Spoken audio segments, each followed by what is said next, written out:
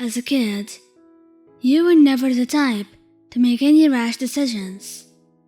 You always made sure to think things through, be cautious, and think of all possible outcomes.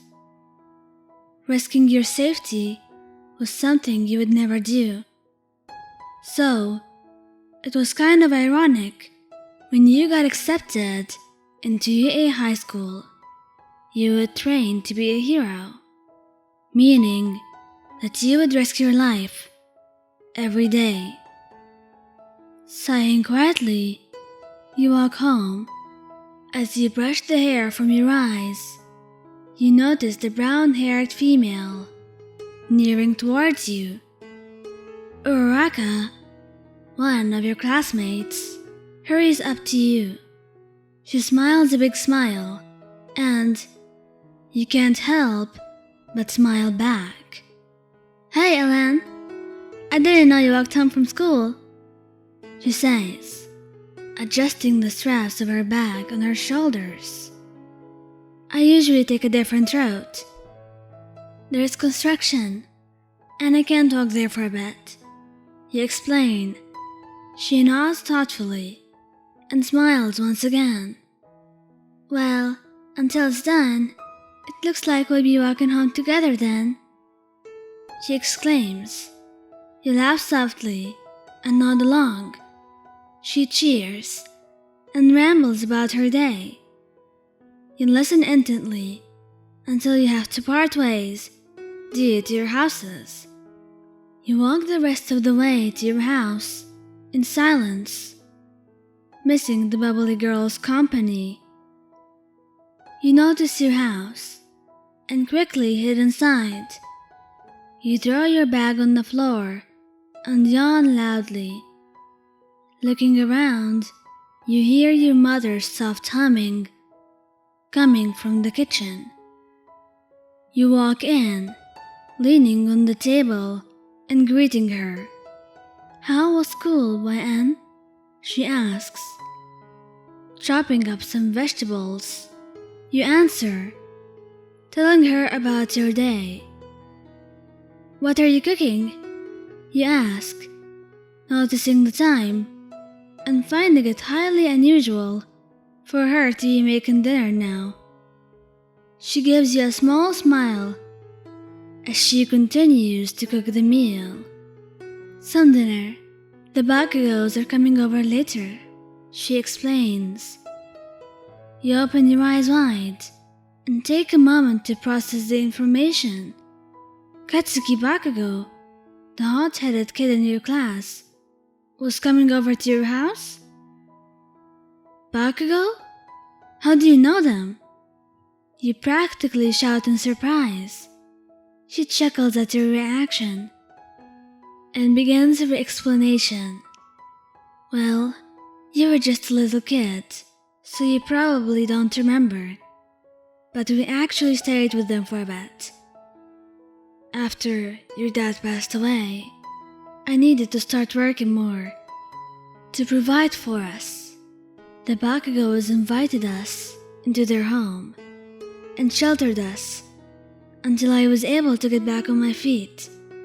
You nod at the story, feeling your mood dampen slightly at the mention of your father. It's been a couple years since he's passed, but you still had some problems. One recurring issue would be your panic attacks that could be triggered at any time. They're mostly activated when there is a stressful or nerve-wracking situation. "I see," you mutter. Your mother pats your arm, making sure you were okay. Meanwhile, at Katsuki's house. "Ugh, I get it. Just shut up," the blonde-haired boy says harshly to his mother. She swiftly slaps his head, scolding him and fixing his tie. Yep, Katsuki Bakugou is wearing a tie. "Oh, there we go. Now you look like a true gentleman," his mother compliments. He scoffs, trying to loosen the restricting fabric. Mitsuki smiles and pats down her son's hair. She chooses to ignore his growling. "What's this even for?" he demands. "We are going over to Ellen's house for dinner tonight," she explains. Ellen. Ellen. Where had he heard that name before? Oh yeah, you were in class 1A with him. His cheeks flared up slightly when he remembered you. He would often find himself staring at you during class. Ellen? Why are we going over to that nerd's house? He scoffs. Mitsuki slaps the back of his head again and glares at him. Because they want to reconnect with us. They actually lived here for a bit, until they were able to find an apartment. Not to mention, YN's grown quite a bit. I remember her as a little baby, but now look at her. She's very beautiful, Mitsuki exclaims. Katsuki ignores his mother's compliments about you. He barely even remembers the time spent living with his family, but shrugs it off. They head out to the car and drive to your house. Katsuki gets out, slightly embarrassed that you would see him all fancy. His father knocks, and he hears footsteps near the door. You open it, smiling at the Bakugou family. "Come in," you say, and hold the door open for them. Mitsuki and Masaru thank you, while Katsuki just gives you a scowl. You gulp nervously, hoping the night would run smoothly. Dinner's just cooling. YN. Why don't you show Katsuki your room? Your mother insists. You nod and hurry up the stairs. Luckily, you cleaned up your room before the Bakugous came over. Katsuki enters a moment later and eyes your room. You fiddle shyly with the hem of your skirt. As you're absorbed with your thoughts, you didn't notice Katsuki's gaze flicker to you. He notices that you're also dressed up. He stares at your face, taking in your beauty, resisting the urge to pull you into a hug. He leans on your wall. Your room's average, he mutters. Thanks? You laugh a bit. He hides a smile and looks out your window. He notices a nice street to walk down. Maybe you'd want to go with him. Oi, Damas. Let's walk, he says, and grabs your hand.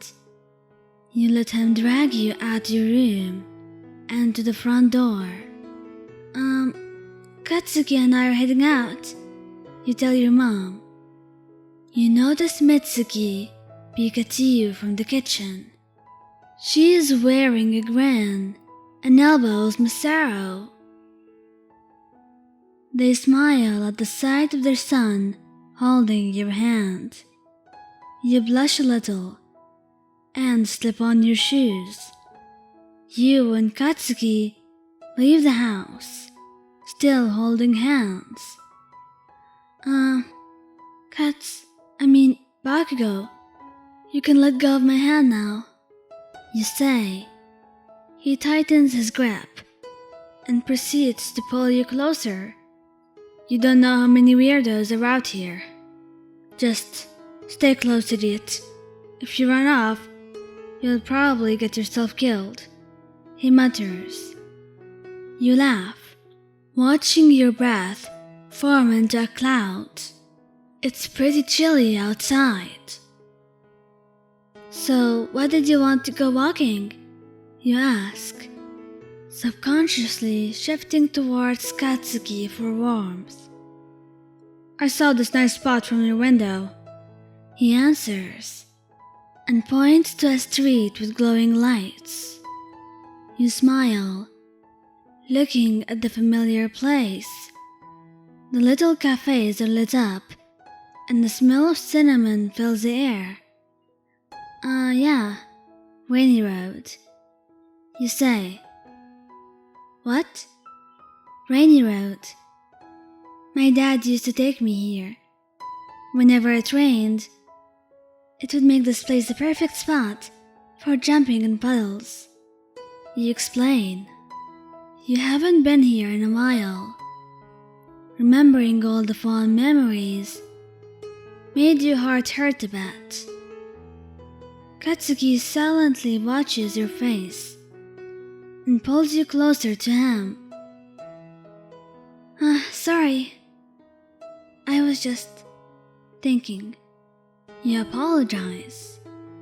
You continue the walk, leaving Rainy Road and getting to a rougher part of the town. You let go of Katsuki's hand and slide it around his waist. The whole neighborhood is giving you bad vibes. Katsuki slips his arm over your shoulders, pulling you so close to him that you can smell his cologne. Maybe we should turn back, you say, noticing a dark alley coming up. Yeah, let's go. He agrees. Just as you turn around, you feel a person clamp their hand over your shoulder and mouth. You scream. It's muffled by the person and try to scratch them. Katsuki spins around, sparks emitting from his hands. The man that had grabbed you pulls you back into a cluster of his friends. One strokes his hand through your hair and licks his lips. You desperately try to break free. Let go of her, Katsuki yells, causing the man to laugh. You shake in fear, feeling as if you're paralyzed. All too familiar memories play in your mind. 10 years ago, you and your dad went on a walk to the park. You were minding your own business when two criminals grabbed you and your father. You could feel the cold metal of the blade pressing up against your neck. Your dad was begging them to let you go, but they only laughed. They made your dad empty out his pockets and pushed him to the ground. They aimed a gun to his head and pulled the trigger. You find yourself sitting up against the brick wall, watching the men that tried to capture you flee. Katsuki drops down to your level and watches you. You continue to sit there, shaking and heaving. You can't breathe or move. Your crying cries out. Wan, are you okay? Katsuki asks, touching your arm. You don't respond, leaving Katsuki worried. He picks you up, cradling you in his arms. He doesn't fully understand what's happening, but he knows that at least you don't have any physical injuries to worry about. Hey Wan, just focus on my heartbeat. Do you hear how steady it beats? Try to calm your breathing. It's gonna be okay. He reassures. You do as he says. Hearing his soft heartbeat, it calms you a bit, and you're able to regulate your breathing.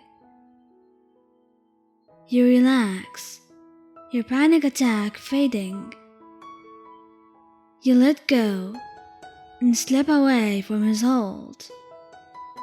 Sorry, I didn't mean to do that. I just remembered some things I wish I could forget. You try to explain. He nods, not pushing the matter. He places his arm over your shoulder and leads you home. As you near your house, he places a quick kiss on your forehead. Katsuki! You yell in surprise. Dumbass. Don't make a big deal out of it. I like you, idiot. He remarks, a blush covering his face.